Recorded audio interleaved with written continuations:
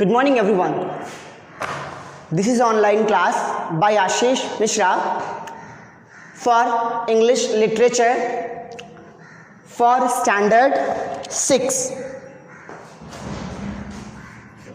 This is online class for Standard 6 and this is chapter number 3, the starting point.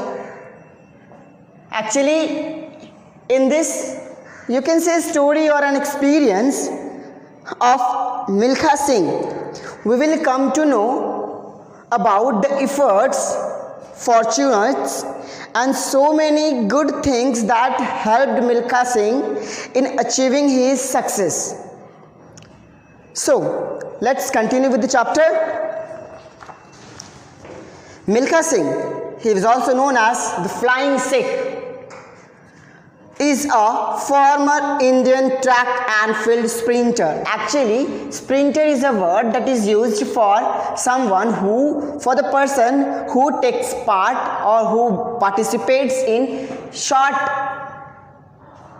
race, like short distance race, you can say like 100 meter and so on. So he represented India in the Commonwealth Games in 1958 and the Summer Olympic Games in Games of 1956, 1960 and 1964. As a child, he used to run 10 kilometers to school and back. Was it really very difficult job? Indeed it was. And so running long distances came naturally to him. तो दौड़ना तो खैर इनका प्राकृतिक स्वभाव हो चुका था और ऑब्वियसली जब कोई बच्चा 10 किलोमीटर दौड़ता ही जाएगा, स्कूल भी जाएगा, स्कूल से वापस दौड़ कर ही आएगा, तो दौड़ना तो खैर उसके रगों के खून में ही रहेगा. तो so it was now becomes it's his habit to run long distance race. So in his youth he joined the army where he was introduced to running as a sport. Having found his calling back on the track, Milkha Singh went on to win several accolades for India at various international events. He is best remembered for his 4th place finish in the 400 meter final at the 1960 Olympic Games. His 4th place time of 45.73 seconds became the Indian national record and then it was held for almost 40 years. यानी 45.73 second में जो इन्होंने race complete किया, यह India के लिए एक record बन गया और यह रिकॉर्ड लगभग 40 वर्षों तक सुरक्षित रहा. So let's come to know about his experience he is going to share with us. 3 fortunate incidents that occurred in January 1953 when I was a new recruit in the army changed the course of my life. यानी मेरे जीवन में 3 घटनाएं ऐसी घटी जिन्होंने मेरी पूरी ज़िंदगी को ही बदल कर रख दिया. तो आते हैं, अब देखते हैं ये 3 घटनाएं कब घटी थी, जब उनका रिक्रूटमेंट इंडियन आर्मी में हुआ था. After the morning roll call one Saturday there was an announcement that a 6-mile race was to be held in the next day. All 500 recruits would participate in this event. The top 10 would be exempted from fatigue duty and be given a glass of milk every day during the training period. यानी मिल्खा सिंह जब army में recruit हुए थे नए तो उस समय जब मॉर्निंग रोल कॉल के बाद एक सैटरडे को ऐसा अनाउंसमेंट हुआ कि 6 मील की रेस होने जा रही है और जो भी इस रेस में पार्टिसिपेट करेंगे और इसमें से जो टॉप 10 विनर्स होंगे उन्हें जो आर्मी का जो फैटिग ड्यूटी यानी कहने का मतलब हो गया duty such as cleaning and cooking carries out fatigue, जिसको काम करने से हम लोग थक जाते हैं.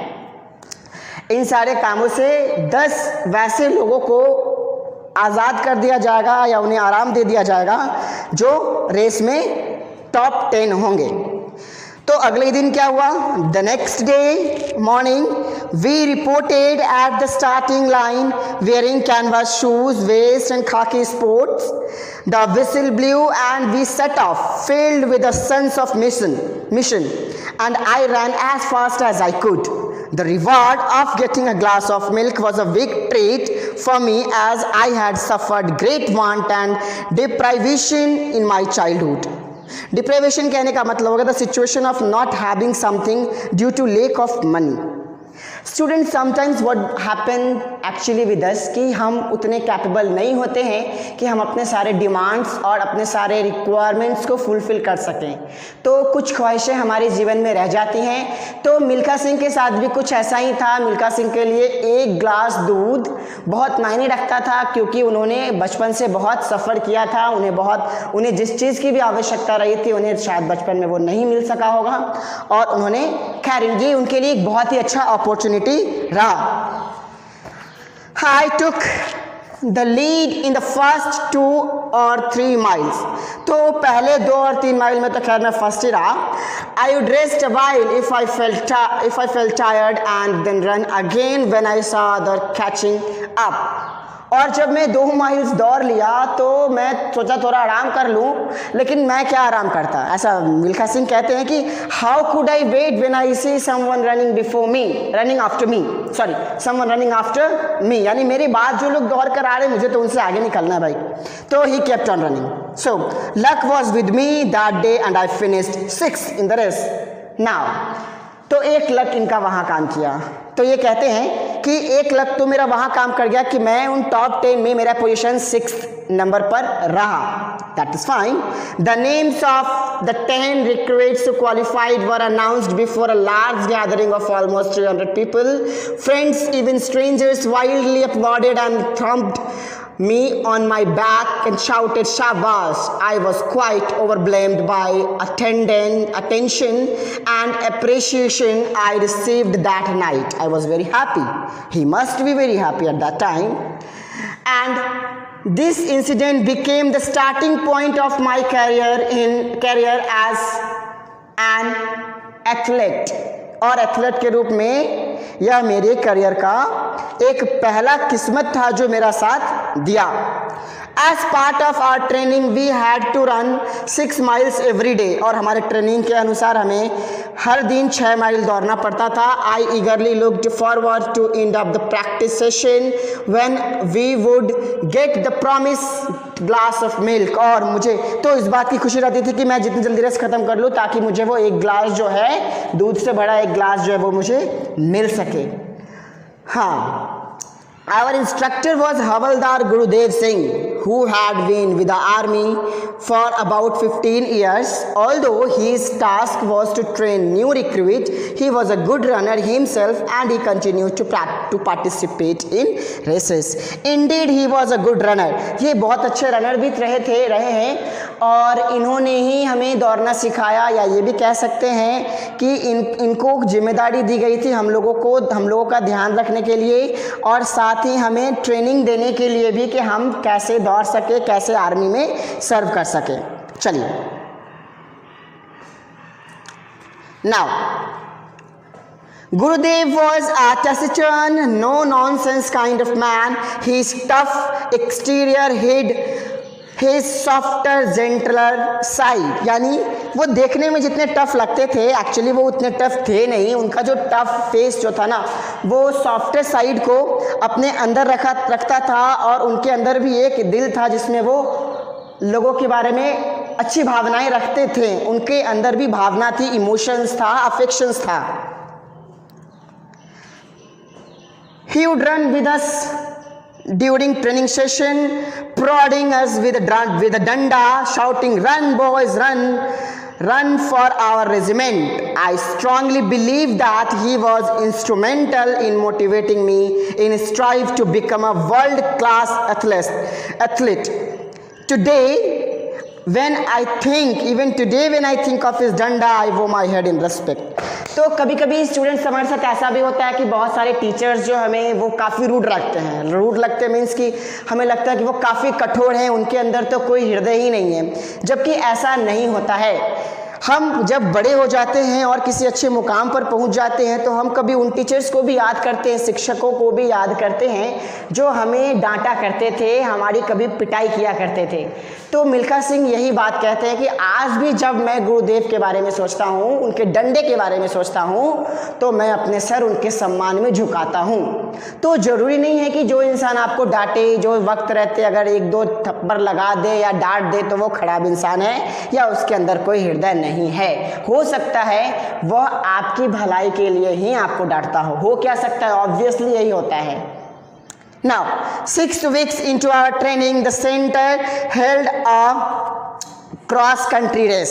तो अब समय आया है क्रॉस कंट्री रेस का। 6 वीक्स की ट्रेनिंग के बाद in this event Gurudev came first and I came second. और इस रेस में गुरुदेव फर्स्ट आए और मैं सेकंड आया। Again I became the cynosure. Cynosure means हो गया कि the person who is the focus of everyone's attention. जैसे महेंद्र सिंह धोनी अगर छक्का मारता है तो ऑफन व्हाट वी फाइंड कि वो हमारा सिंसर हो जाता है। कहने का मतलब कि हम लोग सब उसकी ओर देखने लगते हैं, वह हमारे आकर्षण का केंद्र हो जाता है। That person becomes the centre of attraction for us. Now, I was 20 और 21 at that time। उस वक्त मैं लगभग 21 या 20 साल का रहा हूँगा। But looked much younger। मैं देखने में काफ़ी यंग लगता था। I was asked to take part in the brigade meet in Hyderabad, where I was asked to run in the 400-meter event. I was greatly surprised because I did not even know what 400-meter meant. I had always run 6 miles। Milkha Singh कहते हैं कि जब उन्हें 400 metre race के लिए दौड़ने के लिए बोला गया तो उन्हें पता ही नहीं था कि ये 400 मीटर रेस क्या होता है। वो तो 5 मील 6 मील ऐसे दौड़ने वाले, उन्होंने तो हमेशा 6 मील के रेस में भाग लिया था। तो उन्हें क्या पता कि 400 मीटर क्या बहुत आसान सा थोड़ा ही होता होगा। उनको लगा कि होगा कोई लंबा रेस हो। See, I had always run 6 miles। हाँ, मैंने तो हमेशा 6 माइल्स दौड़ा है। But it was during the brigade meeting that the second incident occurred, which made me even more determined to become a good athlete. In the first practice run in Hyderabad, I took off my canvas shoes and ran barefoot। यानी मैं नंगे पैर दौड़ गया उस race में। Gurudev clapped his hands for me to start। I did। I clocked 63 seconds। यानी मैंने वो रेस 63 seconds में कंप्लीट कर रखा था। I was eager to run 4 more rounds। After all, that was what I was used to running 6 miles every day। यानी वो 400 metre race दौड़ने के बाद उनका मन कह रहा था कि वो 4-5 राउंड और लगा लें, लेकिन क्या करें, रेस तो 400 मीटर का ही था। और वो ये भी कहते हैं कि मुझे तो इतना लंबा रेस करने का आदत है कि 400 मीटर रेस में तो कुछ पता ही नहीं चला। Now, so running a quarter mile seemed far too easy। I continued to practice for many days to improve my time, and soon I was running 400 meters in less than a minute।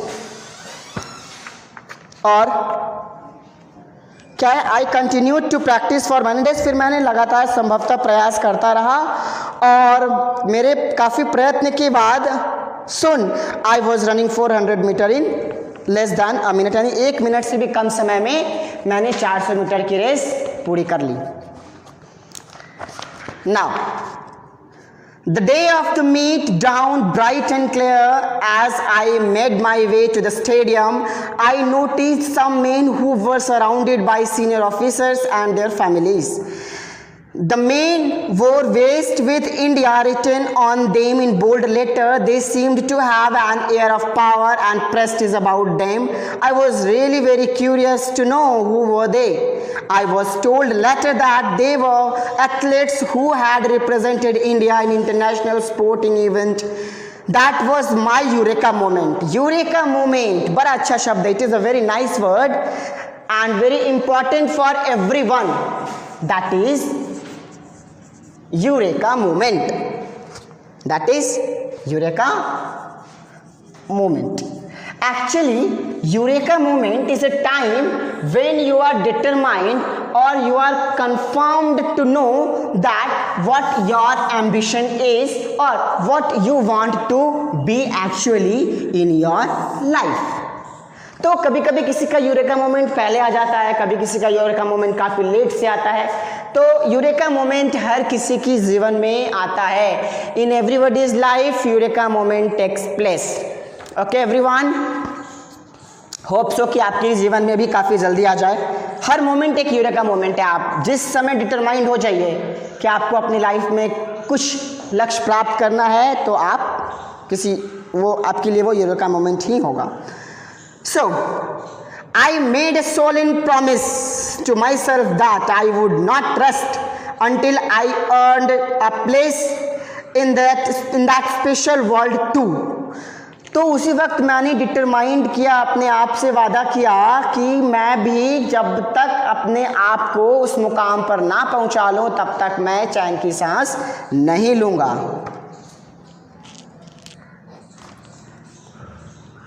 Now, I wanted to wear blazer and vests with the name of my country written on them. I resolved that I would make my country proud of me.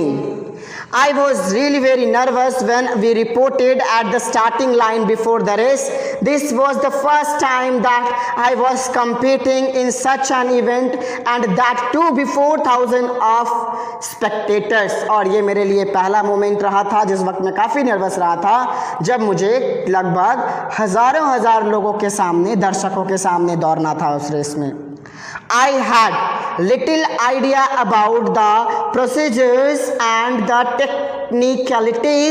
technicalities for such events. मुझे उस event की procedure और techniques के बारे में बहुत ज़्यादा idea तो नहीं था, लेकिन थोड़ा बहुत आइडिया मेरे गुरुदेव ने मुझे दे रखा था. Very good. Now I came fourth in the race और मैं रेस में फोर्थ पोजीशन पर रहा, चौथे स्थान पर आया. I was disappointed but not disheartened. मतलब मैं थोड़ा घबराया लेकिन मैं बहुत विचलित नहीं हुआ. थोड़ा मुझे आश्चर्यचकित लगा लेकिन मैं बहुत ज़्यादा नहीं घबराया. So, I had raced with star athletes. लेकिन मुझे गर्व था, मुझे प्राउड था कि मैं स्टार एथलीट्स के साथ दौड़ा. वो क्या मेरे लिए कम रहा. The international champion Sohan Singh of Sikh regiment and Pritam Singh who had represented India in events abroad. When I returned from Hyderabad, it was back to work as usual. Parades or the other military duties and examinations consumed my time. और उसके बाद मैं अपने काम में आ गया और वापस से अपने काम में जैसे रेजिमेंट में जैसे मुझे रहना था मैंने रहना शुरू किया. और उसके बाद लेकिन मैं एक रिजोल्यूशन अपने आप से लेकर आया था कि मैं भी अपने आप को भारत का नाम रोशन करने में पूरी तरह से प्रयत्न करूंगा. I will put all my efforts to make India proud of me और to make India proud. So, but he did not stop giving all his efforts. One night when I was doing my regular practice rounds, when Brigadier SP Vohra spotted me. जैसा कि मुझे तो दिन में समय नहीं मिला करता था ऐसा मिल्खा सिंह कहते हैं. Milkha Singh is saying to us, is sharing his experience with us that he did not get enough time to practise for athletics during day. So during day he performed his duty and after that in the night when night falls, जब रात आती थी, he keeps on his practice. He keeps on running while the other of his colleagues were sleeping and having food. He did not have that food. He kept on running. So once upon a time what happened actually कि his brigadier SP Vohra spotted him running at night. उन्होंने पूछा, hey, why are you on the ground at this time? Asked sharply. बड़ी जोर से उन्होंने पूछा कि तुम यहाँ क्या कर रहे हो मिल्खा सिंह. तो मिल्खा सिंह ने कहा, सर, मिल्खा सिंह अपने हील्स को क्लिक कर रहा था. कहने का मतलब वो दौड़ ही रहा था लेकिन दौड़ते दौड़ते वो रुकता है और कहता है, I tried to do a smart salute though I was breathing hard and dripping sweat from my pore. Pore means कहने का मतलब कि बॉडी के हर एक हिस्से से पसीना आ रहा था, फिर भी मैंने ब्रिगेडियर सर को सल्यूट, जितना अच्छा से मैं सल्यूट कर सकता था मैंने सल्यूट उन्हें किया. So he said, I am practising for the 100-meter race. Practising for what practising you are doing? He तो ब्रिगेडियर एसपी वोरा ने मुझसे पूछा कि तुम किस चीज़ की प्रैक्टिस कर रहे हो भाई? फिर वो कहते हैं क्यों कर रहे हो प्रैक्टिस? वो कह रहे हैं कि तुम इस समय क्यों प्रैक्टिस कर रहे हो, तुम दिन में क्यों नहीं करते प्रैक्टिस? तो मिल्खा सिंह कहते हैं because I do not have much time to practise during the day. He stared at me. उन्होंने मेरी तरफ गौर से देखा and then nodded and walked away briskly. I felt quite relieved that I had been set off easily.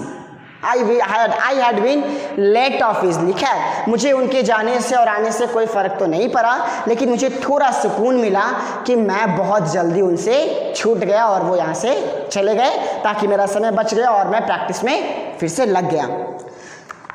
अब इनके साथ इनका जो थर्ड फॉर्च्यून है वो काम आता है. देखो कैसे थर्ड फॉर्च्यून इनके काम आ जाता, देख लेना. This morning led to a series of action that I had never anticipated. Anticipated means कि आप अगर किसी चीज़ का expectation रखते हो, that expectation is called anticipated. Anticipated और anticipate. Anticipation भी कह सकते हैं आप इसको. तो next day the commander of my company told me that I did not have to do fatigue duty anymore. और मेरे कमांडर ने सुबह सुबह मुझसे कहा कि मिल्खा सिंह अब तुम्हें वो थकने वाली ड्यूटी नहीं करनी है, तुम अपने रेस की प्रैक्टिस में लग सकते हो. और ये जो लक था, ये जो फॉर्च्यून था, मेरे करियर को आगे बढ़ाने में और भारत का नाम रोशन करने में मेरी मदद किया. So this gave me more time to practice. I was given better facilities, a nutritious diet, and special attention was paid to my grooming. And this incident opened up a whole new world for me, one that offered innumerable opportunities. So students, this was an extract from the real race of my life by Milkha Singh with Sonia Sanwal का. तो what do we learn from this experience? हमें ये story को पढ़कर भूलना नहीं है, हमें सीखना है. See how will luck favour you? आपके साथ लक कब काम करेगा? जब आप में डेडिकेशन होगा, जब आप में किसी काम को करने का रिजोल्यूशन होगा, डिटर्मिनेशन होगा. तो आई होप कि इस स्टोरी के बाद, इस एक्सपीरियंस के बाद आप बहुत ही अच्छे से you will be determined by yourself and you will take a resolution that one day you will also make the great name of India, or you will make yourself feel proud and you will make yourself be loved by each and every citizen of India. Thank you everyone. Stay home, stay safe in this COVID-19. Bye. ठीक रहा ना ma'am?